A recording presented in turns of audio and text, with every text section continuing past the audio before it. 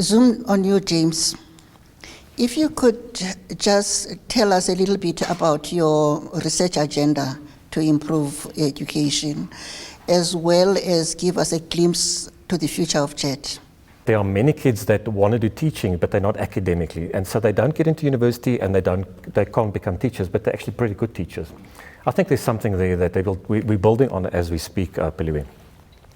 But I think a key thing that's come through for me this morning is JET's not all about school education. You know, there's a lot of work that JET is doing at the moment in Africa, like working with refugees.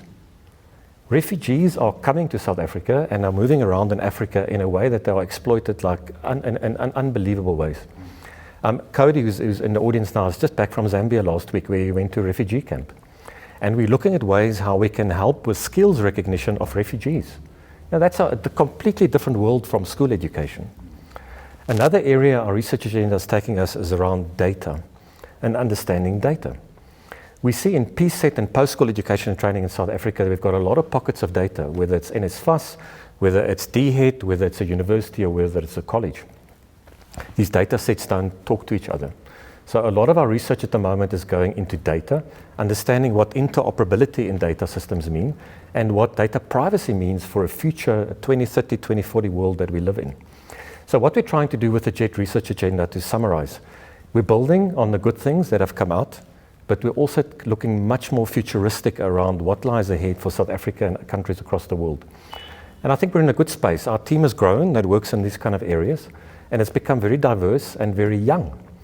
And a lot of young black researchers are growing in the organization. This is a key thing. Whenever Godwin and I talk, we talk about this, okay? And I'm telling you, looking at our staff at the moment, I think somebody told me the other day, like, oh, you told me, Nick, like, what are all these young people doing here? And we've got competent young black researchers. So that might sound like a trivial thing, but actually it's not a trivial thing. You know, you can have this fancy research agenda, but we're building young, competent researchers. Daniel, who's sitting in the audience, has just been promoted to a senior statistician.